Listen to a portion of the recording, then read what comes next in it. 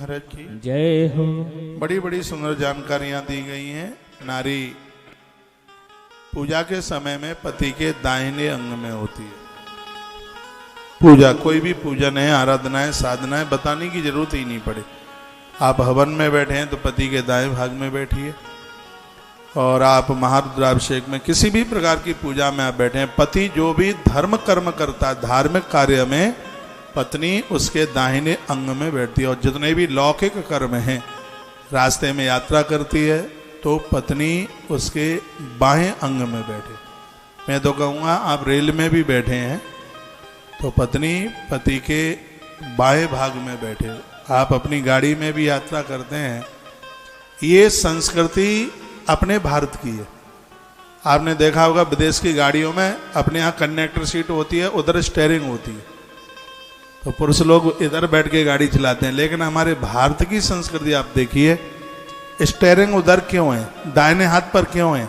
इसलिए है कि पति गाड़ी की ड्राइविंग कर रहा है तो पति दाहिने हाथ की तरफ होगा चलते समय, पत्नी बाएं हाथ पर होगी।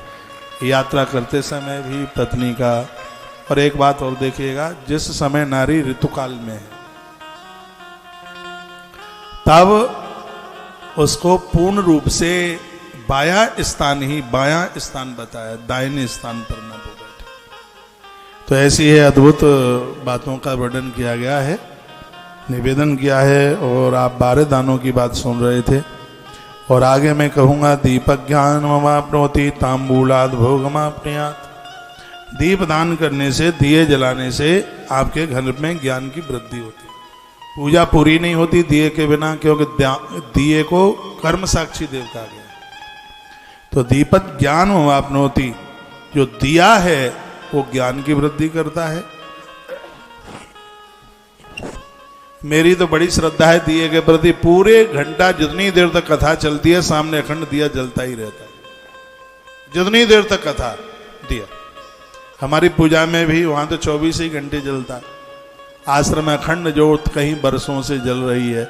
ये दिया ज्ञान का प्रतीक है, कर्म साक्षी देव है। दीप के सानिध्य में जो भी सत्कर्म किया जाता है और वह बड़ा विशेष होता है अपने आप में। तो दीपक ज्ञान ममाप्नोति तांबूलाद भोगमाप्नुयात्। बैठिए। हमारे मध्य में श्री मुकेश जी चौक से ठाकुर साहब आप भी आए। शर्मा जी इधर ही आ जाके, इंदौर से है, माता अहिल्याबाई की नगरी इंदौर। आपको न्योता देने के लिए आए। 27 तारीख को रात्रि को 2-3 घंटे का कार्यक्रम है। इंदौर से हमें सुन पा रहे हैं, आप में से भी कोई इंदौर से आए हैं तो आप जरूर पधारिएगा। एड्रेस आचार्य राममोहन शास्त्री जी ने आप सबको बता दिया है। और अगली बात बताई गई है इसमें, तांबूल के दान से, जो हम देवताओं को जो तांबूल देवताओं को समर्पित करते हैं, इससे भोगों की वृद्धि होती है, उससे सांसारिक सुख मिलता है। 164 पूजा में से तांबूल का पान, जर्दा वाला पान नहीं, सीधा पान बाजार से आता है, उसकी डंठल ऊपर से तोड़ करके, और पान हमेशा, पान का जब बीड़ा बनाते हैं जो खुरखुरा होता है ऊपर, उसमें लौंग इलायची रखते हैं। जो चिकना होता है जब उसका बीड़ा बनाते हैं तब वो ऊपर आ जाता है, और जो खुरखुरा है वो नीचे रह जाता है। पान का बीड़ा बनाने का यही तरीका है। पान को आयुर्वेद में बड़ा लिया गया है। यदि किसी के घुटने में दर्द होता है, कमर में दर्द होता है, बैठा नहीं जाता, एड़ियों में दर्द होता है, नीचे पिडरियों में दर्द होता है, तो एक तेल बनाने का फॉर्मूला मैं आपको बता रहा हूँ। बनाना आपको पड़ेगा, 2 पान के पत्ते ले लो। ले लिए? हाँ, 2 पान के पत्ते साबुत ले लीजिएगा। चूल्हे पर 100 ग्राम तिल का तेल रख दीजिए गर्म करने के लिए। इन पत्तों को छोटा छोटा टुकड़ा कर ले। दोनों पत्तों को छोटा छोटा टुकड़ा कर लीजिएगा। लगभग एक पत्ते में से 20 टुकड़े तो हो ही जाए, तो 2 पत्तों में से 40 टुकड़े हो जाएंगे छोटे छोटे। फिर दोनों पान के पत्तों के उन टुकड़ों को आप गरम खौलते हुए तेल में डाल दीजिए उसको। जब वो खूब अच्छी तरह से सिक जाए, फिर उसमें बाजार में कलौंजी मिलती है, बाजार में मिल जाएगी कलौंजी। थोड़ी सी, इतनी सी कलौंजी ले लीजिएगा। 1 तोला कलौंजी ले ले, 1 तोला यानी थोड़ा 10 ग्राम से ज़्यादा होती है, और वो बाजार में मिल जाती है, कलौंजी होती है, उसका नाम कलौंजी है। उसको उसमें डाल दीजिए और वो भी उसमें खूब ठीक से भुन जाए। फिर उस तेल को उतार लीजिए और सूती वस्त्र में छान लीजिए उसको। जहां जहां दर्द होता है वहां पर उसकी मालिश कीजिएगा। 15 दिन में दर्द बॉडी छोड़ करके भाग जाएगा। बन गया तेल, तैयार हो गया, बन गया। कमाऊ आदमी तो इसी फॉर्मूले पर लाखों रुपया कमा लेता। बस आप स्वस्थ रहेंगे, यही हमारी बहुत बड़ी दक्षिणा रहेगी। तो ये तेल बन जाएगा। ये तिल के तेल में ये फॉर्मूला है। तिल का तेल 100 ग्राम रख दो, 2 पान के पत्ते के 40 टुकड़े करके उसमें डाल दो। जब थोड़ा वो खूब उसमें पक जावे तो उसमें काली कलौंजी डाल दीजिएगा, 1 तोला। काली कलौंजी भी खूब उसमें सिक जाए, पक जाए, फिर उसको उतार लीजिएगा और सूती कपड़े में छान लीजिएगा। और जो तेल आपको मिला है उसको एक बोतल में रख लीजिए और शरीर में लगा लीजिएगा। बालों में मत लगाना है इसे, हाँ, शरीर में इसको लगा लीजिएगा और दर्द गायब हो जाएगा, भाग जाएगा। हमने बनाया भी है, लोगों के ऊपर प्रयोग भी किया है, लोग ठीक भी हो गए। तो पान पूजा में भी है और पान आयुर्वेद में भी लिया गया है, पान का पत्ता। तो विघ्नेश पूजयाम सम्यक भूलोक अभीष्टमाप्नुयात्। जिन घरों में भगवान गणेश की पूजा होती है उनके जीवन में कभी विघ्न नहीं आ सकते। शुक्रवार चतुर्थ्याम चस्ते श्रावण भाद्र के कभी भी, चौथ को और दिनों में जब भी आपको समय मिलता है, या रोज भगवान गणेश को जिन घरों में पूजा जाता है उनके कार्यों में लिखा है गणेश की पूजा से इस भूलोक में संपूर्ण मनोरथों की सिद्धि हो जाती है। इस कलयुग में 2 देवता बड़े सिद्ध हैं, हाल तत्काल प्रणाम देने वाले, कलऊ चंडी विनायक को। एक है दुर्गा मैया और एक है गणेश जी। तत्काल बस धरो, दद्दे पैसा चल कलकत्ता, देर नहीं है बस आले, या नहीं कि मिला नहीं। इसलिए तो दुर्गा सप्तशती के कुछ स्तोत्रों से मैं आपको जोड़ता हूँ। गणेश जी के भी 12 नाम रोज बोला करो। आपकी प्रॉपर्टी के ऊपर किसी ने कब्जा कर लिया है, आपका मकान, आपका दुकान या बाजार में पैसा जाके वापस नहीं आ रहा है, हर बुधवार को गुड़ का भोग लगाओ गणेश जी को, 21 दूर्वा चढ़ाओ और सिंदूर घी में मिला के चढ़ा दो गजानंद को, गणपति को। सिगरा बढ़िया हो जाएगा, पैसा ऊपर से टपकेगा नहीं, तो पैसे आने के रास्ते खुल जाएंगे, अच्छा हो जाएगा। प्रॉपर्टी के ऊपर किसी ने कब्जा कर लिया, मुकदमा झूठे लग गए, उसके लिए भगवान गणेश। ये देखो मैं तो श्लोक बोल रहा हूँ, इसमें लिखा है, वर्णन किया कि इस धरती पर विघ्नेश पूजा सम्यक भूलों के अभिष्टमाप्नुयात्। इस धरती पर संपूर्ण प्रकार से विघ्नों से बचने के लिए गणेश की पूजा बहुत विशेष है। कथा शिव पुराण की है, महिमा गणेश जी की दी जा रही है उसमें। भगवान शंकर का विवाह पार्वती मैया के साथ होता है तो गणेश जी पूजे जाते हैं। गणेश तो अनादिकाल से, जब कोई नहीं था तब भगवान गजानंद थे, भगवान गणेश थे। गणेश को सुपारी चढ़ाओ, बड़े प्रसन्न होता है। कहीं गणेश जी मिलते नहीं है तो सुपारी की पूजा कर लो तो गणेश जी की पूजा हो जाती है।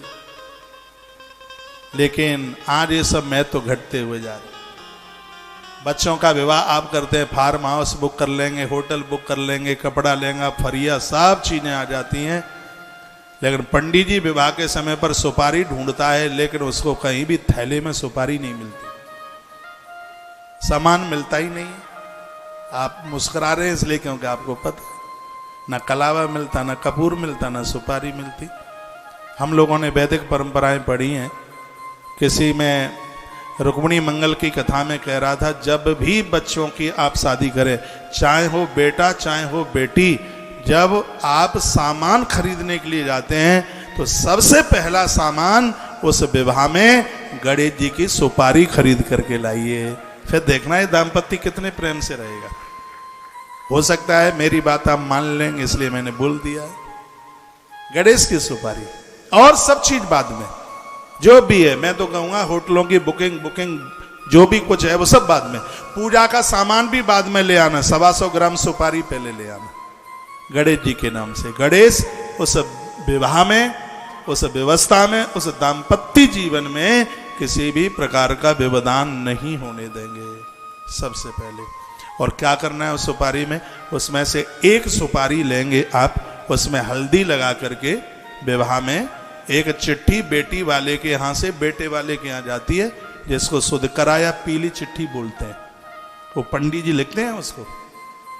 तो उसी में से वो एक प्रथम सुपारी गणेश जी के नाम से उसको पीली हल्दी में उसको पोत करके उस सुपारी को उस चिट्ठी में रखकर पीले चावल रख करके और वो चिट्ठी सुपारी के साथ जाए तो वो उस बर वाले परिवार का ऐसा मूड बदल करके वो सुपारी रख देगी कि जो बेटिया वाले पक्ष का कभी अपमान कर ही नहीं पाएंगे।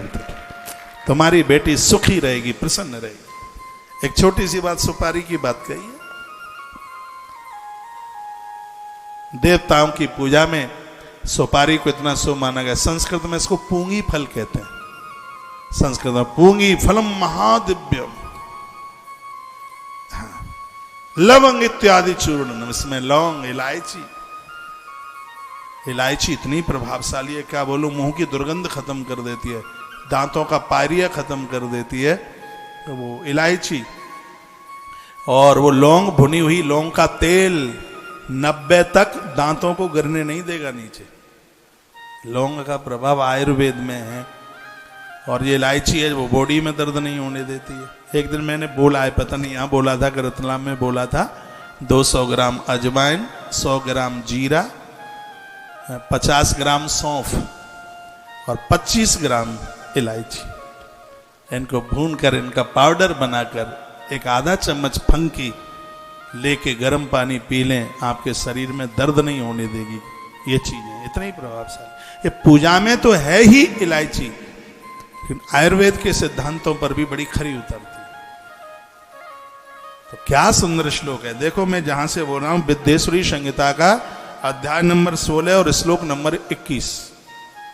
नहीं तो आपको लगेगा इससे गरीब बातें मन मुताबिक तो नहीं बोल रहे हैं। मुझसे मन मुताबिक कुछ आता ही नहीं है।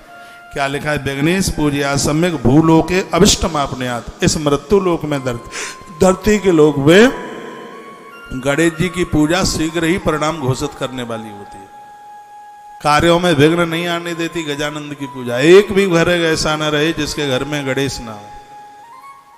गणेश चारों युगों में प्रकट होते हैं। कभी सिंह पर बैठ के आते हैं, कभी नाग पर, सर्प पर बैठ करके आते हैं, कभी चूहे पर बैठ करके आते हैं, और कलयुग में जब वो प्रकट होते हैं तो वो घोड़े पर बैठ करके आते हैं।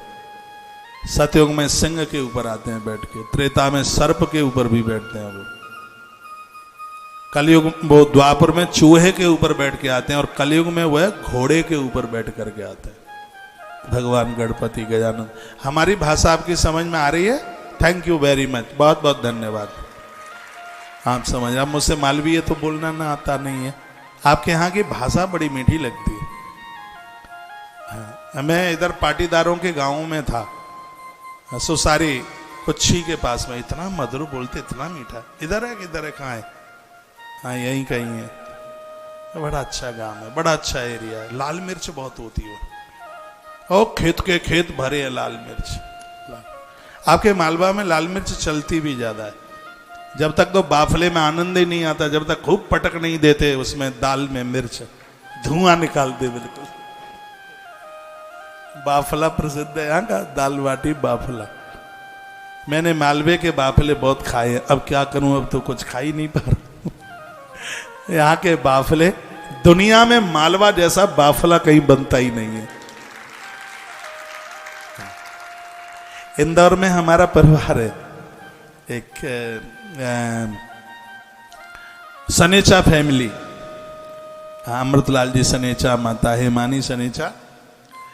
इनको पता होता, जब भी मैं इंदौर आता तो इनको लगता कि महाराज जी को बाफले बहुत अच्छे लगते हैं। तो बिना कहे और बाफला बनाया हुआ, तुम्हारा पूरा घर मिलके जितना बाफला खाता हो उतना मैं अकेला खा लेता था उस समय। इतना बढ़िया लगता बाफला।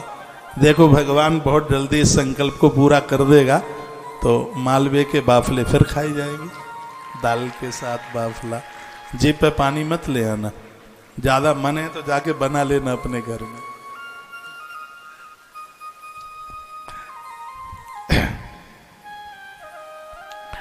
बड़ी अद्भुत कथाएं हैं, बहुत आनंद देने वाली कथाएं हैं। और भी आगे बहुत कुछ वर्णन किया है। नमक, लोहा, तेल, सौंठ, मिर्च, पीपल, मसालों के दान की भी बात कही गई है, नमक के दान की भी बात कही गई है। मार्गशीर्ष मास में अन्न के दान से पापक क्षय हो जाते हैं, इष्ट सिद्धि हो जाती है, आरोग्यता मिल जाती है।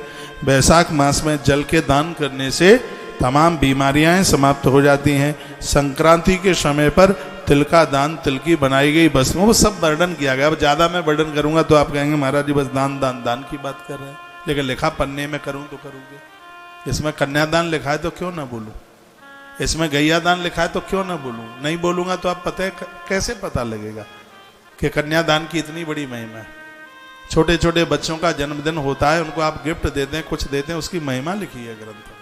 छोटे बच्चों को, बेटियों को, बेटों को उनका जन्मदिन मनाते हैं आप मानते नहीं हैं, आप तो ऊट पटांग देते हैं। जो चीज़ देने के लायक हैं उन बच्चों को गले का कुछ दे दो, कंठ का कुछ दे दो, उन्हें कुछ ऐसी चीज़ें दे दो, उन्हें ऊट पटांग नहीं उनके जन्मदिन पर। वो भी सगरी बातें लिखी गई हैं, वर्णन किया गया है। एक बार जयकारा लगाइए बोल भक्तवत्सल भगवान की जय हो, श्री हनुमंत बलवंत महाराज की जय हो। तत्पश्चात पंचाक्षर के जप की महिमा का वर्णन किया। प्रणवस्य च महात्म्यम षड्लिंगस्य महामुनि से भक्त पूजाम च क्रम सोब्रो न प्रभु। कल या परसों मैंने निवेदन किया है 10,000 ओम नमः शिवाय जप करने से जितना पुण्य प्राप्त होता है, भगवान शंकर का रुद्री के 8 अध्यायों से एक अभिषेक करने पर उतने फल की प्राप्ति हो जाती है। इसलिए एक लोटा पानी जल सबके घर में महादेव के ऊपर चढ़े। वैसे तो बैठ करके आप जब कर नहीं पाते हैं तो एक लोटिया पानी तो महादेव पर चढ़ा सकते हैं आप। इससे जो भगवान शिव का जो अभिषेक करते हैं उनको 10,000 ओम नमः शिवाय जपने पर जितना पुण्य प्राप्त होता है, उनको भगवान शिव का एक अभिषेक करने से उतने फल की प्राप्ति हो जाती है। पूरा अभिषेक नहीं कर पाओगे तो एक लोटिया पानी तो चढ़ा सकते हो। एक लोटा जल में आप एक उसमें बेल का पत्र डाल लो, पत्ता डाल लो उसमें, तो आप चढ़ा दीजिए। और हो जाए तो कच्चा दूध डाल लो, उसमें बन जाए व्यवस्था। और बन जाए तो उसमें सफ़ेद फूल डाल लो, कनेर का फूल डाल लो। लाल सफ़ेद दोनों कनेर के फूल चढ़ते हैं, आज हमने सुबह के कार्यक्रम में वर्णन किया है, तो यह डाल लीजिएगा। भगवान शंकर को जो ओमकार है ना, ओम में धरती, वायु, तेज, जल, आकाश, शब्द, रूप, रस, शब्द, स्पर्श, गंध, ये सब उसमें समाये हुए। पूरा ब्रह्मांड ओमकार है। जो ओमकार का 9 करोड़ जप कर लेता है उस पुरुष को साक्षात महादेव का दर्शन हो जाता है। सामने आकर के खड़े हो जाते हैं भगवान भोलेनाथ। तो इसमें तो भैया 1000 से लेकर के करोड़ों तक इस जप की बड़ी अद्भुत महिमा का वर्णन किया है। पंचाक्षरम पंचलक्षम जपे शिव मनुष्य वरन। जो एक आसन पर बैठ करके, जगह बदलता नहीं है, आसन बदलता नहीं है, हाँ खड़ा हो जाए फिर उसी जगह पर बैठे, वही आसन हो। पंचाक्षरम पंचलक्षम, जो पंचाक्षर मंत्र ओम नमः शिवाय 5 लाख जप कर लेता है, पद्मासनस्तम, पद्मासन पर बैठ करके इसका आप जप कर लेते हैं, महाराज आपकी साधना में सिद्धि आ जाएगी। इतना बड़ा प्रभाव है ओम नमः शिवाय। आपको कोई भी गुरु दीक्षा में मंत्र मिला हो, किसी भी गुरु जी से मिला हो, 2 मंत्रों का अपने संग जरूर जप करना। भले ही आपको गुरु मंत्र में नहीं मिला तो भी 2 मंत्र जरूर अपनी साधना में जोड़ना। एक वह मंत्र है जिसको राम जी जपते हैं और एक वह मंत्र है जिसको माता पार्वती रोज जपती है। राम जी जो जपते हैं उसका नाम है ओम नमः शिवाय, और माता पार्वती जपती है उसका नाम है ओम नमो भगवते वासुदेवाय। दीक्षा के जो 8 मंत्र हैं उनमें से ये मंत्र हैं। अष्टधा मंत्र हैं गुरु दीक्षा के, उनमें से ये मंत्र है। मैं तो अपने शिष्यों को जब दीक्षा देता हूं तो दोनों मंत्र सुनाता हूं, दोनों की जानकारी भी देता हूं। आप किसी भी देवी देवता के भक्त हैं, महादेव की कृपा से नारायण की कृपा होती है और नारायण की कृपा से शिव की कृपा होती है। दोनों एक दूसरे के पूरक हैं। कोई भी गुरु ना हो, भगवान को गुरु मान लो। इसमें लिखा हुआ है जो मंत्र गुरुमुख से नहीं सुना जाता है तो उसे ओम जपने का अधिकार नहीं है। जिनको कोई गुरु नहीं है वो ओम नमः शिवाय नहीं जप सकता, वो खाली नमः शिवाय जप पाएगा। खाली नमः शिवाय, वो ओम नमः शिवाय नहीं जप सकता। गुरुमुख से जब ओमकार सुनते हैं तो हर मंत्र के ऊपर ओम लगाने की परमिशन मिल जाती है, अधिकार मिल जाता है। इसलिए इस मृत्यु लोक का एक बहुत बड़ा शिक्षक है हमें समझाने वाला है, बताने वाला है, मार्ग प्रशस्त करने वाला है, उसका नाम है गुरु। तो गुरु है। तो गुरु के सानिध्य में उनसे मंत्र सुना जाता है, फिर हम मंत्र के ऊपर ओम लगा करके जप करते हैं। और एक बात और आप सुन लीजिए, किसी गुरु ने आपको मंत्र दिया है और उस मंत्र में ओम नहीं है तो वो मंत्र अधूरा है। अब कहेंगे अब क्या करें? किसी गुरु ने आपको मंत्र दिया है और उसमें ओम नहीं है तो भगवान की इस व्यासपीठ को अपना गुरु मान करके आज से ही उस मंत्र में ओम लगाना शुरू कर दो, क्योंकि ओम के बिना कुछ नहीं है। मंत्र की तो पूर्णता ओम से ही होती है। ओम के बिना तो वो सुमिरन कीर्तन हो जाएगा। ओम लगा करके ही वो जप विधि होती है, वो जपा जाता है। जप में और कीर्तन में तो बहुत अंतर है, बहुत अंतर। जप में तो हजारों गुना फल मिल जाता है। जो आप चलते चलते करते हैं ना, चलते चलते माला लेके जप ना किया करें। जूते भी पहने होते हैं, बगल खुजा भी रहे होते हैं और माला भी सटका रहे होते हैं। बहुत ऐसे संस्थान हैं जिन्हों में लोग चलते चलते माला लिए। अरे उसको मानसिक जप कीजिएगा ना, माला लेना क्या जरूरी है? उसमें जूते भी पहने, चप्पल भी पहने, माला लेके जप करते हैं। उसमें आसन की जरूरत होती है, उसमें एक लोटा पानी की जरूरत होती है, उसमें माला झोली की जरूरत होती है। उसमें सुबह जप कर रहे होते हैं तो पूर्व दिशा की जरूरत होती है, और शाम को जप कर रहे होते हैं तो पश्चिम दिशा की जरूरत होती है। ये जप की विधि है। लोग कहते हैं हम सालों से जप कर रहे हैं, हमें तो कुछ मिला ही नहीं। इसलिए नहीं मिला क्योंकि विधि गड़बड़ है ना। इसलिए चलते समय आप सुमिरन कर सकते हैं, और आप जब बैठ के जप करेंगे तो उस जप की इतनी हैबिट बन जाती है, आप लैट्रिन बाथरूम में होंगे तो भी आपके स्मरण में वो मंत्र चल ही रहा होगा। हम लोगों के साथ ऐसा हो रहा है, हर क्षण हर पल उसका स्मरण होता है उसको। लेकिन जब उसको जप करते हैं तब मैं भी आसन लगाता हूं, दिया जलाता हूं भैया, उसको एक विधि पूर्वक करता हूं उसको। उसके लिए विधि जप चाहिए। तो एक गुरु की आवश्यकता होती है। जब उसके मुख से उस मंत्र को सुना जाता है तब मंत्र जागृत हो जाता है। कोई भी मंत्र आप 1000 दिन जप लेते हैं, 1000 दिन का मतलब हो गया 3.25 साल, मंत्र सिद्ध हो जाता है।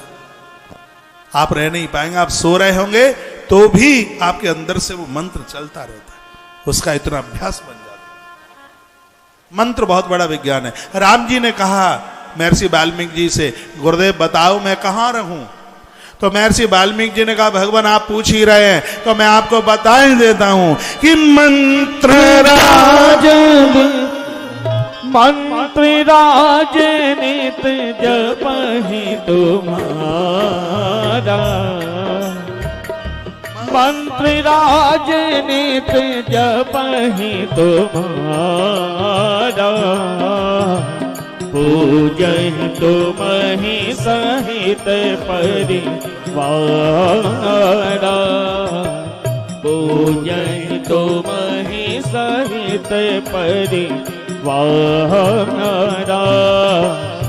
मंत्र राजनीत जपहि तुम्हारा, पूजहि तुम्हि सहित परिवारा, मंत्र राजनीत जपहि तुम्हारा, पूजहि तुम्हि सहित परिवारा, पूजहि तुम्हि सहित परिवारा। मंत्र राजनीति जप है तुम्हारा। जो गुरुदेव के मुख से जो मंत्र सुना जाता है वो मंत्र नहीं, वो मंत्र का राजा होता है। देखो स्पष्ट लिखा है, इसमें लिखा है नमः शिवाय। ये स्थूल है और ओम सूक्ष्म है। तो पूरा तो ओम नमः शिवाय, लेकिन ओम नमः शिवाय आप तब जपेंगे जब इसको किसी गुरुमुख से आप सुन।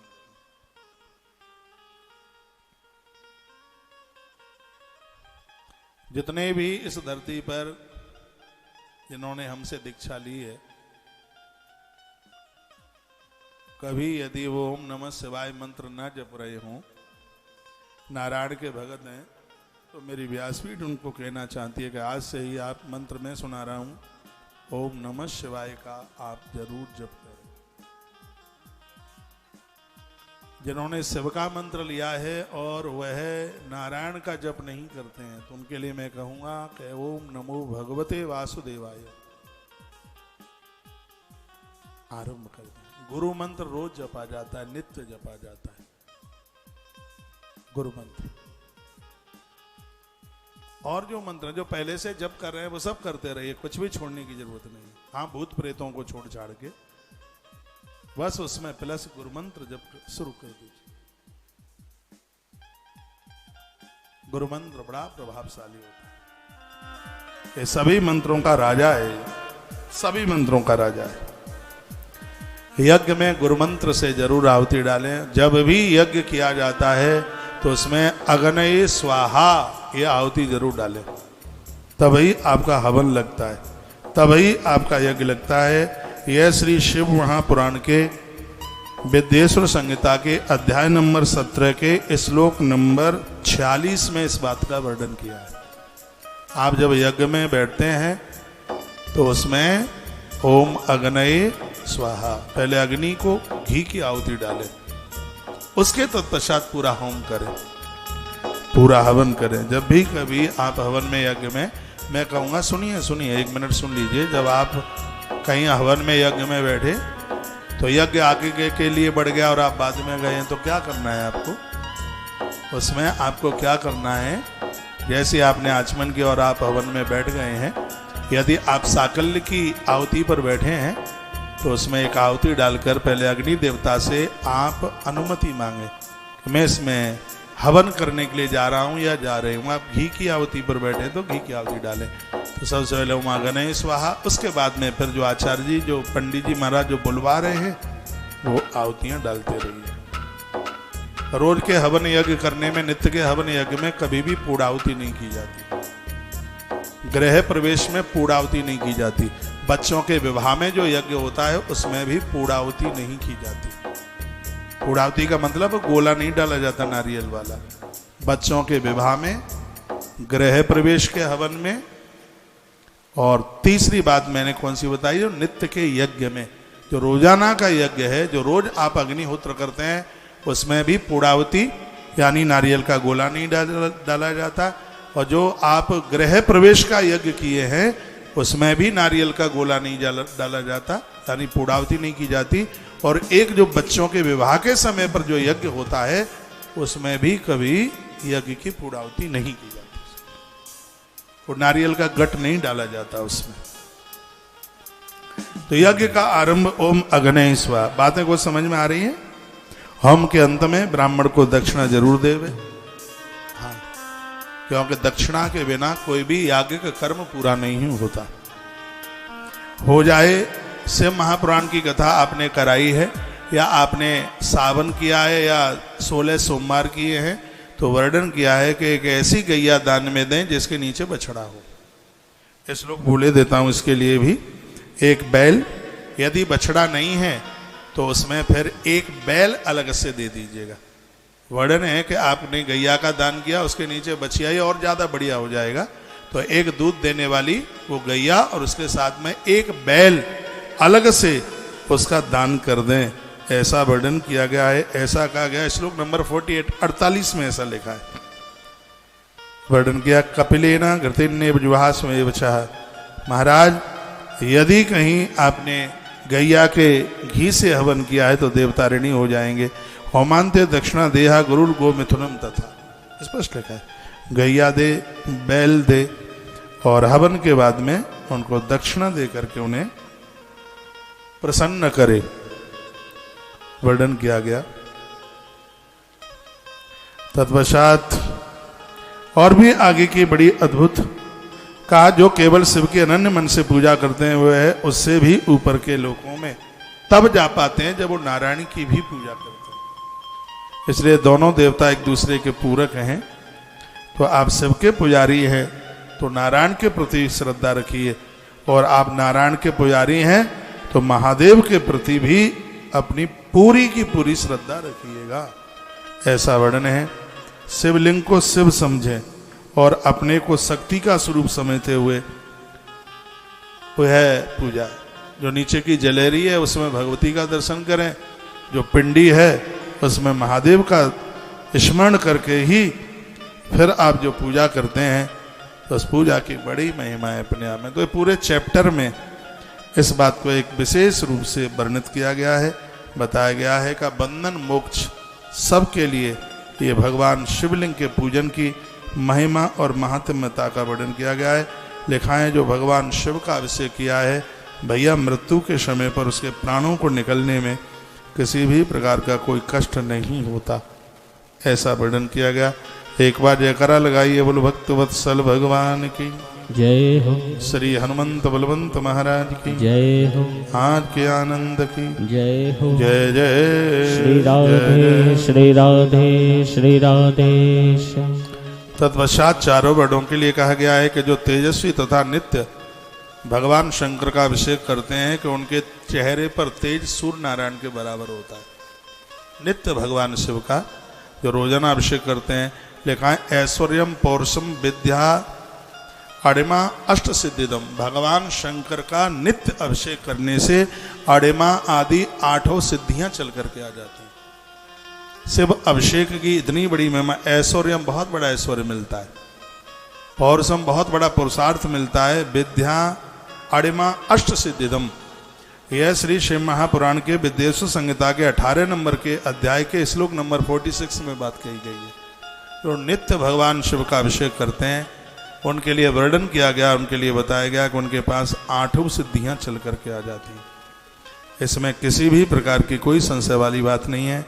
रसलिंगम ब्रह्मणानाम सर्वाभीष्ट प्रदम भवेत्, वाणलिंगम क्षत्रियाणाम महाराज्य प्रथमं स्वम, स्वडलिंगम तु वैश्यानाम महाधनपतित प्रथम, शिलालिंगम तु शूद्राणाम महाशुद्धिकरम शुभम, स्फटिकम बाणलिंगम च सर्वेशाम सर्वकामदाम। अब ये सुन लो क्या सुंदर बात कही है। चारों वर्णों के लिए अलग अलग शिवलिंग की बात कही गई, लेकिन 2 शिवलिंग ऐसे हैं जिनको चारों वर्णों के लोग रख सकते हैं। स्फटिकम बाणलिंगम च सर्वेशाम सर्वकामदाम। एक है बाणलिंग यानी नर्मदेश्वर और एक दूसरा है स्फटिक लिंग जिसको चारों वर्णों के लोग अपने घर में जिसकी पूजा कर सकते, अनुमति दी गई है। स्पष्ट श्लोक नंबर 50 में लिखा है स्फटिकम बाणलिंगम च सर्वेशाम सर्वकामदाम।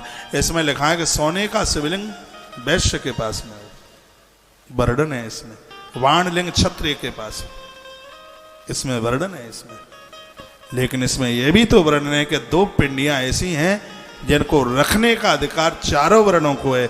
स्फटिकम बाणलिंगम च सर्वेशाम सर्वकामदाम, स्वया भाविन दीनम च पूजायाम न निषिद्धये। स्फटिक के शिवलिंग और नर्मदेश्वर शिवलिंग, इसमें हर व्यक्ति को पूजा करने का अधिकार है, किसी को निषेध नहीं है। इस बात को बहुत ध्यान में रखना। जिनके घरों में भगवान महादेव का अभिषेक होता है, ऐश्वर्यम पौरुषम विद्या अड़िमा अष्ट सिद्धिदम, 8 सिद्धियां उनके घर में आ जाती हैं। उनके पास ऐश्वर्य आ जाता है, सूर्य भगवान जैसा तेज उनके चेहरे पर आकर के छा जाता है, जो नित्य भगवान महादेव का अभिषेक करते हैं। और याद रखना, बिना त्रिपुंड भस्म लगाए बिना इसका फल नहीं मिलता। इसको अभिषेक करते समय रुद्राक्ष की माला कंठ में हो, भाल के ऊपर त्रिपुंड और महाभस्म लगी हुई हो। इसमें भस्म का महात्म्य, इसी शब्द पर महात्म्य नंदी ने पूछ लिया था। भगवान शंकर ने स्वयं भस्म का महात्म्य बताया और कहा कि विधवानाम प्रवृत्तानाम स्फाटिकम परिकीर्तम विधवानाम निवृत्तानाम रसलिंगम विशेष्यते। जिस नारी को पति नहीं है वो वैधव्य है, उसे भी भगवान शंकर का अभिषेक करने का पूर्ण अधिकार है उस नारी को। शुद्ध स्फटिक लिंगम तो स्त्रीणाम तत्सर्वभोगदम। जो नारी स्फटिक के शिवलिंग पर अभिषेक करती है उसको संपूर्ण भोग प्राप्ति हो जाती है। ऐसे ही भगवान नर्मदेश्वर को यौवने बाप वार्धक्य बाप सुब्रता, उनका यौवन सुरक्षित रहता है जो भगवान बाणलिंग नर्मदेश्वर के ऊपर अभिषेक करते हैं। इतनी बड़ी महिमा। यौवन उनकी धातुओं का पतन नहीं होता। जिनको ऐसी गुप्त बीमारियां हैं और जो डॉक्टर को भी अपनी बीमारियां नहीं बता सकते, ऐसा बाण लिंग है जो जिंदगी की संपूर्ण बीमारियों को समाप्त कर देता है।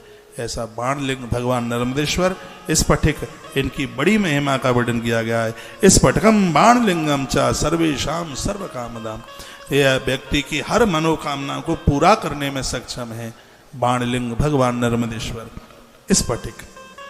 तो इनकी बड़ी महिमा का वर्णन किया गया है, बहुत आनंद कर दिया गया है। स्वाद विदूषिता नाम च भस्मा नाम शुद्धिष्यते है। एक शिव साधक को शुद्धता पवित्रता तब मिल जाती है जब वह भस्म धारण करता है। कपिला गोमयम पूर्वम केवलम गव्यमेव वा, भस्म ज्यादा प्रभावशाली कपिला गैया के गोबर से कंडा जो बना है उसकी भस्म बनाई जाए, वही भस्म बहुत ज्यादा श्रेष्ठ है। जिस गैया के सींग हिलते हो उसको कपिला गाय कहते हैं। तो यह श्लोक इस ग्रंथ में लिखा हुआ है, 63 नंबर का श्लोक है 18 अध्याय का, विद्येश्वर संहिता अध्याय 18 और श्लोक नंबर 63। 63 नंबर के श्लोक में कहा, कपिला गोमयम पूर्वम केवलम गव्यमेव, कपिला गैया के गोबर के द्वारा उपला बनाया गया और उसमें से भस्म बनाई गई हो, और वह भस्म भगवान महादेव को अति प्रिय है। यहां तो ग्रंथ में लिखा है कि भस्म शंकर को आप चढ़ाते हैं तो भगवान महादेव आपके ऋणी हो जाते हैं, आपके कर्जदार हो जाते हैं। शम्य अश्वत पलासान बा बटार बद बिल्वकान शिवाग्नि नाम दये शुद्धम तदमे भस्म शिवाग्नि जान। वृक्षों में समी की लकड़ियों को जला करके, पीपल और बरगद और पलास और बट वृक्ष और बेलपत्र की लकड़ी, इनको जला करके भस्म तैयार की जाती है। लकड़ियों में, पेड़ों में देखो क्या क्या लिखा है कि समी अश्वत पलासान, समी, समी का पेड़ उसकी लकड़ी, अश्वत कहते हैं पीपल की लकड़ी, पलास की लकड़ी और बटार बट की लकड़ी और बिल्वकान बेल वृक्ष की लकड़ी, इनको जला करके भी आप भस्म तैयार कर सकते हैं जो कि भगवान को अतिशय प्रिय है। तदवई भस्म शिवाग्नि, भस्म इसका नाम क्यों है ये भी इसमें वर्णन है। जिसको चढ़ाते ही भगत के पाप जल करके राख हो जाएं, इसलिए इसका नाम है भस्म है। ये अपराधों को तत्काल भस्म कर देता, इसलिए इसका नाम है भस्म। भस्म शब्दार्थ एवं ही सेवा पूर्वम तथा करोत, इस भस्म शब्द की व्याख्या पूर्व में स्वयं भगवान शंकर करते हैं, ऐसा सूत जी बोल रहे कहते हैं। इसका नाम भस्म इसलिए है क्योंकि महादेव को चढ़ाते ही और अपने माथे पर लगाते ही दुर्गुण तत्काल भस्म हो जाते हैं।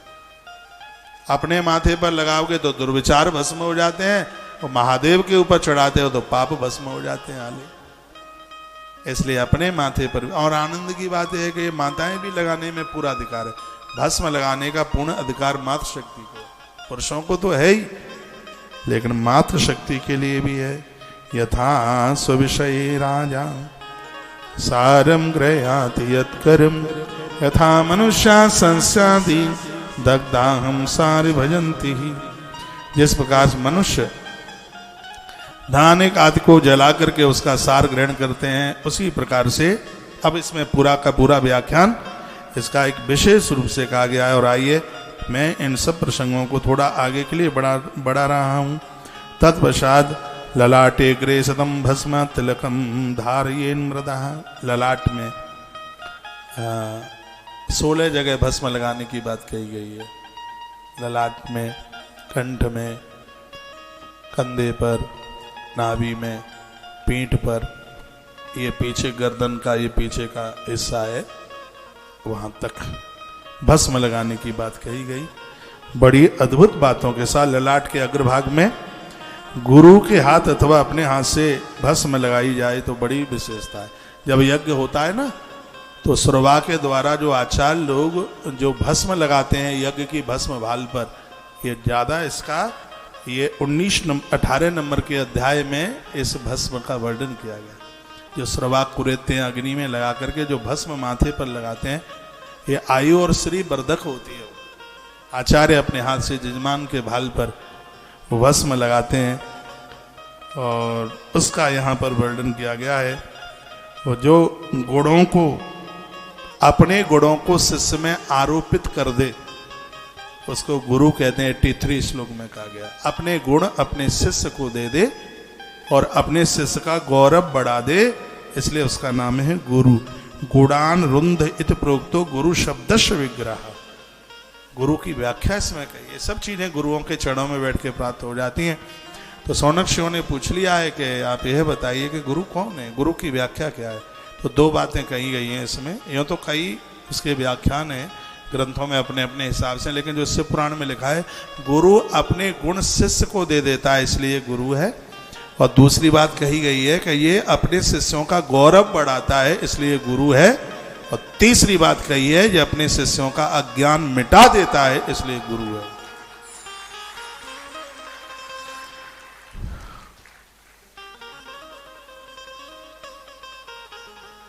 गुरु की भाषा, गुरु की वाणी, गुरु के गुण हमारे हृदय में उतर करके आ गए।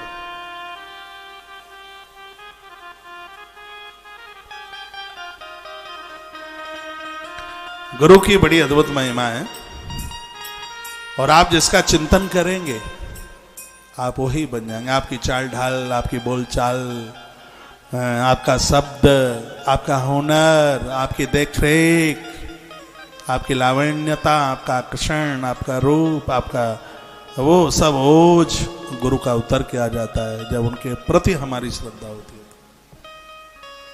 तब गुरु आपके कंठ में आकर के बोलता है। गुरु वह है जो अपने गुण अपने शिष्य को दे देता है। गुरु वह है जो अपने शिष्य का गौरव बढ़ा देता है, वो गुरु है। शिष्य कौन है उसका भी वर्णन है इसमें। शिष्य कौन है तो शिष्य के बारे में कहा, तस्माद वही शासने योग्य शिष्य इत्याविधीयते। 88 नंबर के श्लोक में शिष्य का व्याख्यान किया है। जो गुरुजनों के अनुशासन में रहता है, वो शासन में रहता है, इसलिए उसका नाम शिष्य है। खाली मंत्र लेने से कुछ नहीं होगा, हमें गुरुजनों के शासन में रहना चाहिए। खाली मंत्र देने से कुछ नहीं होगा, हमें अपने शिष्यों का गौरव बढ़ाना चाहिए। अपने गुण हम अपने शिष्यों में उतार दें। इस बात के लिए गुरु ध्यान दे। और जिस गुरु का अपना कोई गुरु है वही सबका गुरु है, इसलिए जहां भी कहीं से दीक्षा लेते हैं एक बार यह जरूर पता लगाएं कि जिन्हें हम अपना गुरु बना रहे हैं उनका गुरु कौन है। बेटी को भी कहीं दे के आते हो तो कितना खानदान, कितना सब कुछ देखते हो, तो ये तो एक अलौकिक संबंध है। क्या अद्भुत अद्भुत बातों का वर्णन किया है। ले गुरु का नाम तस्माद वही शासने योग्य शिष्य इत्याविधीयते। शिष्य वही है जो गुरु का अनुशासन माने। जात पुत्रो मंत्र पुत्र पितर पूजयेद गुरु। सृष्टि 2 प्रकार की है। एक है मैथुनी सृष्टि जो इसमें लिखा है, और एक है नाद सृष्टि। मैथुनी सृष्टि में बाप और बेटा होते हैं, जो देह गेह के साथ जिनका जन्म हुआ है, देह गेह के साथ जो जन्मे हैं, वो मैथुनी सृष्टि है जिसमें पिता और पुत्र का संबंध है। लेकिन एक सृष्टि ऐसी भी है जिसको नाद सृष्टि कहते हैं। ये नाद सृष्टि देह संबंध से नहीं, ये मंत्रों के द्वारा प्रकट होती है। वो सृष्टि गुरु और शिष्य की सृष्टि है, जिसको नाद सृष्टि कहते हैं, जिसमें मंत्र फलित होता है। तो गुरु और शिष्य की सृष्टि है और यह अलौकिक है। यह श्री शिव महापुराण में बड़ा इसके ऊपर जोर दिया गया। शिष्य पुत्र इति प्रोक्ता सदा से सप्त योगता है। एक शिष्य गुरु के लिए शिष्य ही नहीं, वो गुरु के लिए बेटा होता है, पुत्र होता है। गुरुओं को कोई औलाद नहीं होती, लेकिन शिष्यों के द्वारा उनका तारण हो जाता है। शिष्य उनकी संतान है, अलौकिक संतान है। ऐसे 2 लोग हैं जहां पर ये पराजित होना चाहते हैं। पिता पुत्र के सामने पराजित होना चाहता है, मैं जो नहीं कर पाया मेरा बेटा कर दे। हर बाप की यही भूख होती है। लेकिन एक ऐसा गुरु भी है जो अपने शिष्य के सामने परास्त होना चाहता है, जो मैं नहीं कर पाया वो मेरा चेला कर दे, मेरा शिष्य कर दे। एक गुरु अपने शिष्य के सामने पराजित होना चाहता है। और यह हार मानी थी भगवान परशुराम ने कुरुक्षेत्र की धरती पर भीष्म के सामने। कहा बेटा आज मेरा गुरुत्व धन धन हो गया और मैं तेरे सामने आज परास्त होना चाहता हूं। ये भगवान परशुराम ने भीष्म पितामह को कहा था कुरुक्षेत्र में। दोनों का युद्ध हुआ था। भीष्म ने कहा था गुरुजी युद्ध नहीं कर रहा हूं मैं आपसे, मैं आपकी आज्ञा का पालन कर रहा हूं। आपने मुझे आज्ञा दी है युद्ध करने की, मैं उस आज्ञा का पालन कर रहा हूं। जब वो युद्ध चला 3 दिन तक चला था, दिन रात। आंख में आंसू आ गए परशुराम भगवान के में। उन्होंने रो रो करके कहा आज मेरा गुरु होना सार्थक हो गया, क्योंकि गुरु वही गुरु है जो अपने शिष्य के सामने परास्त हो जाए। परास्त होने का मतलब है अपने गुरु को, अपने शिष्य को बड़ा देखने में प्रसन्न हो जाए। शिष्य की तरक्की हो तो गुरुओं को अति प्रसन्न होना चाहिए, कुड़ना नहीं चाहिए, जलना नहीं चाहिए, उन्हें प्रसन्न होना चाहिए। लोगों को कहें अरे तुम्हें पता नहीं है ये मेरा चेला है, मेरा शिष्य। 2016 के कुंभ में मैं गया था, इधर शिविर लगा हुआ था, तो मैं रोज ही महाराज जी को मिलने को जाता था, अपने गुरुजी को। मेरे गुरुजी को तो आप जानते ही हैं, सब कौन नहीं जानता उन्हें आज दुनिया में। रात्रि का कार्यक्रम चल रहा था, 9 बज रहे थे, तो मैं पंडाल में ही पहुंचा। महाराज जी आगे के सोफे पर बैठे हुए थे, उनके बगल में एक बड़े अच्छे संत बैठे थे, प्रेम भूषण जी महाराज, आप जानते हैं। तो जैसे ही मैंने अंदर प्रवेश किया, मैंने अपने कानों से सुन लिया, मेरे महाराज जी ने कहा उनको, प्रेम भूषण जी महाराज जी को, तुम्हें पता है ये मेरा चेला है। कितनी खुशी हुई, शब्दों में बयान नहीं कर सकते, ये मेरा शिष्य है। उन्होंने जवाब दिया मुझे क्या, वो तो सबको ही पता है, लेकिन मेरे लिए तो ये बहुत बड़ी बात हो गई। हमारे महाराज जी बहुत अच्छे हैं, बहुत तपस्वी, बहुत तपस्वी। जब वह बोलते हैं तो लोग कान के ढक्कन खोल करके बैठते हैं। शब्दों के साथ में ऐसा लगता है कि कबड्डी हो रही हो, खेल हो रहा हो। शब्द का श्रृंगार होता है उनके द्वारा, शब्द को पोशाक पहनाई जाती है। ये देख रहे हैं टीवी में आप, मेरे तो महाराज जी गुरु जी महादेव हैं। ये वो पिंडी वाला महादेव यही तो बन करके हमें सिखा रहा है, हमें बता रहा है, हमें दे रहा है वो बात। गुरु मेरी पूजा गुरु गोविंद, गुरु मेरा पार ब्रह्म, गुरु भगवंत, गुरु मेरी पूजा गुरु गोविंद, गुरु मेरा पार ब्रह्म, गुरु भगवंत, गुरु मेरी पूजा गुरु गोविंद, गुरु मेरा पार ब्रह्म, गुरु भगवंत, गुरु मेरी पूजा गुरु गोविंद, गुरु मेरा पार ब्रह्म, गुरु भगवंत।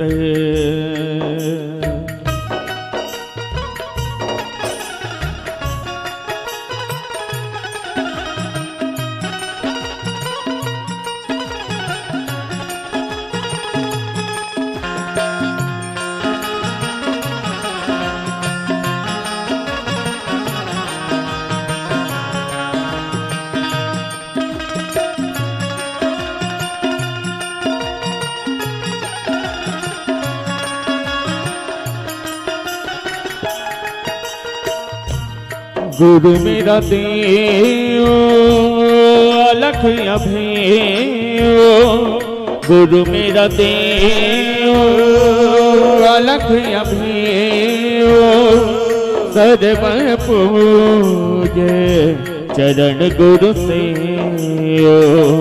सर्व पूजे, चरण गुरु से गुरु मेरी पूजा। गुरु गोविंद गुरु मेरा पार ब्रह्म, गुरु भगवंत गुरु मेरी पूजा। गुरु गोविंद गुरु मेरा पार ब्रह्म, गुरु भगवंत। बोलिए सदगुरुदेव भगवान की जय हो। श्री शिव महापुराण के विद्येश्वर संहिता के 18 नंबर के अध्याय के श्लोक नंबर 97 में बड़ी अच्छी बात कही है। वो आप सबके काम की बात है। इसमें लिखा है गुरुरपि विशेषज्ञम यतनात् गृहीत वही गुरुम। इस कलयुग में बहुत समझकर सोचकर देख करके गुरु बनाना चाहिए। स्पष्ट 97 नंबर के श्लोक में लिखा है गुरुरपि विशेषज्ञम यतनात् गृहीत वही गुरुम। जानकर समझ करके। वैसे भी हमारे गांवों की कहावत है कि पानी पियो छान के और गुरु करो जान के। ऐसा वर्णन है गांवों में, कहते हैं गांव के लोग कितने होशियार होते थे। और यह शिव महापुराण में लिखा है गुरुरपि विशेषज्ञम, जो जानकार गुरु है, जो शिष्य का ज्ञान दूर कर सकता है, उसको अज्ञान दूर करने की क्षमता है उसके पास में, ऐसा गुरु हो। गुरुरपि विशेषज्ञम यतनाद गृहीत वही गुरुम। गुरु धारण करना जान करके, विचार करके। ये नहीं है कथा बढ़िया लगी तो दीक्षा ले ही लो, नहीं। 2 4 5 बार आते जाते रहिए उनकी कथाएं, उनके शिविर अटेंड कीजिए। कथा कहते हुए व्यासपीठ पर बैठे हुए तो सब अच्छे लगते हैं, यहाँ तो सब अच्छे लगते हैं। बढ़िया कपड़ा पहन के नील टिनोपाल लगा के दमकता हुआ चमकता हुआ खूब मुंह पोत पात करके खूब आराम से आके बैठे, दमक मारता है बिल्कुल। यहाँ तो सब बढ़िया लगता है, लेकिन हकीकत का तो पता अकेले में लगता है। जिस महापुरुष से, महात्मा से आप दीक्षा लेते हैं, एक बार वो जहाँ रुकता है वहाँ उस जगह पर मिल के आइए। आदमी जैसा होता है उसका आसपास का ऑरा वैसा ही होता है। बीमार होगा तो दवाइयाँ रखी होंगी आसपास, हाँ। बेसनी होगा पुड़िया बुड़िया पड़ी होंगी, खूब छिपा ले तो भी मिल जाएगी कहीं न कहीं। उसका जो आसपास का ऑरा है, भजनानंदी है, कैसा है, उसका जहाँ वो रुका है वहाँ की वातावरणता, वहाँ की खुशबू बता देगी कि ये कैसे हैं। तो देखो कितनी अच्छी बात कही गई है, कितना अच्छा कहा गया है कि इसमें जल्दी न करें। गुरुरपि विशेषज्ञ में इतना गृहीत वही गुरु। गुरु पहले उसको जान लें, पहले उसको समझ लें। पहले एक आध बार ये बातें मुझे साथ नहीं बोल पाएगा, तो पहले आइए, वहाँ जाइए, एक आध कार्यक्रम, एक आध कथा अटेंड कीजिए, फिर पता लगेगा, फिर समझ में। और हृदय खूब जवाब देता है। कभी कभी ये माता अपने पति को बड़ा जोर लगाती है, महाराज आए हैं, चलो दीक्षा को, चलो। और उसका राजी नहीं है बिल्कुल, उसका मन ही नहीं है, तो जबरदस्ती से खींच के चल चल चल चल, जबरदस्ती नहीं, जबरदस्ती मत कीजिए। एक दिन वो आएगा, ये खुद तुमसे कहेगा तुमने तो दीक्षा ले ली, एक बार मुझे भी ले चलो ना महाराज जी के पास। वो दीक्षा फलीभूत होगी और वो दिन आ जाएगा, बिल्कुल पक्का आ जाएगा। अभी तो तुम जोर देते हो उसको लाने के लिए, फिर वो जोर देगा तुम्हारे ऊपर, कहेगा अब काम धाम में मन नहीं लगता, एक बार महाराज से मिलने का मन करता है, चलो ना एक बार मिल के आते हैं, दर्शन करके आते हैं। और उस समय की दीक्षा कामयाब होगी, फलीभूत होगी, सफल होगी। इसलिए बिल्कुल जोर मत देना। बहुत माताएं तो 8 दिन के लिए रोटी छोड़ देती हैं। हमने कहा दीदी सूख रही है, क्या बात है? बोलते 15 दिन से रोटी नहीं खाई। मैंने कहा बात, कारण क्या? कारण यह था, मैंने दीक्षा ली गुरुजी आपसे, उनसे मैंने कहा दीक्षा के लिए जाइए, तो हमारी कनपटी में तो थप्पड़ और लगा दिए, हमारा अपमान कर दिया सबके साथ में, वो दीक्षा को तैयार नहीं हुआ। तब मैंने बोला तू चिंता न कर, अभी तो तूने उन्हें बोला है जाने के लिए दीदी, एक दिन वह आएगा, वो रह नहीं पाएगा, वो कहेगा चल एक बार महाराज जी से मिलने को आते हैं। और वो 2022 में दीक्षा लेके आ गया वो बंदा उज्जैन में जाकर के। और आज तो महाराज का इतना परम भक्त है, रोज बात करता है, आंख में आंसू होते हैं। नाम नहीं बताऊंगा क्योंकि वो धार के आसपास का ही है, इसलिए। हाँ, तालियां तो बजाना ही मत आ जाए। तो जबरदस्ती मत कीजिए बिल्कुल। जब उसका खूब मन करे वो तुमसे 100 बार कहेगा। उस समय का जो दीक्षा का कार्यक्रम है बहुत आनंद देने वाला, इसमें बिल्कुल जबरदस्ती नहीं। इसमें ये पन्ना कितना बढ़िया है, ऐसा लगता है कि पन्ना धो के पी जाऊं, इतना बढ़िया है से महापुराण का। गुरु बनु आज्ञा विरहितम चोर वत् सकलम भवेत। जो गुरु की आज्ञा की अवहेलना करते हैं कहते हैं उनको चोर कहा गया। 215 दर्शनाध्याशा मता में हृदय देव का। देखो रात्रि में यदि गलत कोई स्वप्न आया है, रात्रि में कुछ गलत देख लिया है, तो गुरु स्मरण से गजेंद्र मोक्ष का पाठ करने से वो दोष दूर हो जाता है। इतनी बड़ी महिमा इस मृत्यु लोक में गुरुदेव की है। बोलो भक्त वत्सल भगवान की, श्री हनुमंत बलवंत महाराज की जय हो। बुद्धिमान लोगों को चाहिए, सजग समझदार लोगों को चाहिए महापुरुषों का सानिध्य पाकर अपने जीवन को आगे के लिए बढ़ा। गुरुदेव के द्वारा जो मंत्र मिला है उसका जप करें, उसका स्मरण करें। भगवान शिव जो भी इष्ट है आपका, जो मंत्र मिला है वो कृपा कर देगा। शिव पूजा परो मौनी सत्यादि गुण संयुक्ता क्रिया तपो जप ज्ञान ध्यान निष्कृत आचरित। 150 नंबर के इस श्लोक में लिखा है, इससे पूजा करने वाला पुरुष मौन रह करके अभिषेक पूजा पाठ करे। जब करे तो मौन रोके, जब तक उसका अभिषेक पूरा नहीं हो जाता बीच में बोले नहीं। वर्णन शिव पूजा परो मौनी, मौन रहकर मध्य में बिल्कुल वार्ता ना करे, बिल्कुल बोले नहीं। तप जप ज्ञान ध्यान ये सब मौन की ही चीजें हैं। इनके करने से ऐश्वर्य प्राप्त होता है, देह के रोग समाप्त होते हैं, ज्ञान की प्राप्ति होती है, अज्ञान का नाश होता है, और सबसे बड़ी बात यह है कि ईश्वर का सानिध्य मिलता है। इस आराधना से, इस साधना से भैया ये इतनी सी चीजें मिल जाती हैं। बड़ा जोर दिया गया है इसके ऊपर, आनंद कर दिया। या इमं पठते दिया अध्यायम या शृणोति नरा सदा शिव ज्ञानम स लभते शिवस्य कृपया बुधा। तो ऐसी गुरु महिमा की इस अध्याय को जो भी कोई सुनेगा सुनाएगा उसे शिव का सानिध्य मिलेगा और उसको ज्ञान की प्राप्ति हो जाएगी। जो ये अध्याय आपने 19 नंबर का जो अध्याय सुना है, इस अध्याय की अपने आप में बहुत बड़ी महिमा। उसके बाद में है अब 20वां अध्याय भी भैया बड़ा अद्भुत है। 19वां अध्याय, इसमें पार्थिव पूजा की बात जो कि मैंने कई बार आपको बता दी है। अब के बार इस कथा में वही बातें मैंने ज़्यादा आपसे करी है जो बातें मैंने आपको पिछली कथाओं में नहीं सुनाई। इसलिए पुराने श्रोता भी आप सुन रहे हैं और आपको भी लग रहा होगा कि अब के बार ये कथा कुछ बिलक सी है, कुछ नई सी है। आपने इससे पुराण पहले भी सुनी है, लेकिन कोई भी कथा आपस में मिलती नहीं है। यथा व्रतेषु सर्वेषु शिवरात्रि व्रतम परम तथा सर्वेषु लिंगेषु पार्थम श्रेष्ठ मुच्यते। आप शंकर के भक्त हैं कि नहीं हैं तो भी शिवरात्रि जैसे व्रत को जरूर कीजिए, क्योंकि शिवरात्रि के रात में आप व्रत कर लेते हैं, शंकर जी के ऊपर एक लोटा पानी चढ़ा लेते हैं तो पूरे 1 वर्ष की पूजा का फल आपको प्राप्त हो जाता है। ऐसा इसमें वर्णन किया गया है, ऐसा इसमें कहा गया है। त्रिसंध्यम योर्चालिंगम कृत्वा विलवेन पार्थवम दशैकादशकम यावत् तस्य पुण्य फलम शृणु।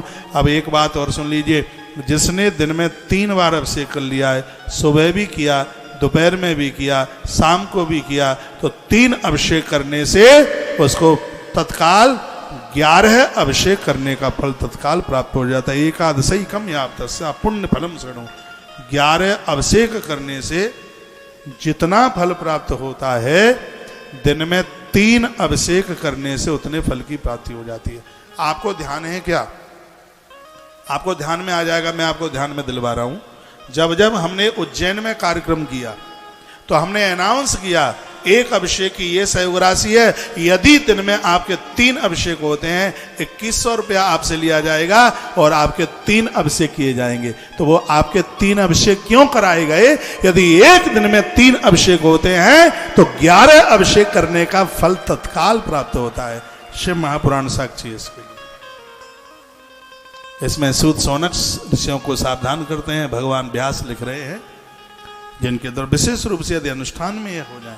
इसलिए हमने हर बार ऐसी व्यवस्था रखी है। इस बार भी कभी भी मेरा अनाउंस होता है आपको, यदि आपके पास व्यवस्था है तो ये बात हमेशा आपको याद में रहे कि एक दिन में 3 अभिषेक होते हैं, तो 3 अभिषेकों का फल तत्काल 11 अभिषेक के बराबर है। एकादश, ये स्पष्ट लिखा है इसमें, 10 एकादशकम यावा तस् पुण्य फलम सुनो सुनो सोनक ऋषियों। यदि एक दिन में 3 अभिषेक हुए हैं तो उसका फल 11 अभिषेक के बराबर। और क्या लिखा है, तस्य दर्शन मात्रेण भुक्ति मुक्ति जायते। जिसने 3 अभिषेक एक ही दिन में किए हैं, ऐसे स्त्री पुरुष का दर्शन करने से भुक्ति मुक्ति जायते, भुक्ति मुक्ति मिल जाती है। कोई व्यक्ति मरासु रखा हो, मरणासन, जो इस ग्रंथ में लिखा है, वो प्राणों को छोड़ने वाला है, और 3 अभिषेक करने वाला कोई भी भक्त उसकी आंखों के सामने आ जाता है तो उसको मरने में कष्ट और ऊपर की यात्रा में जाने में उसे कोई कष्ट नहीं होता। भगवान शंकर के पुजारी की इतनी बड़ी महिमा है। अब 3 तो हमसे हो नहीं पाएंगे, लेकिन ये कथा पढ़ करके आज से हम शुरू करते हैं कि 2 अभिषेक तो हमें करने ही है, एक सुबह करना है और एक शाम को करना है। अब दोपहर में मैं कथा में होता हूं, और जब कथा में नहीं होगा तब 3 सटका दूंगा, जब कथा में नहीं होगा तब, लेकिन करूंगा, क्योंकि ये कथा सबसे पहले मेरे ऊपर लागू होती।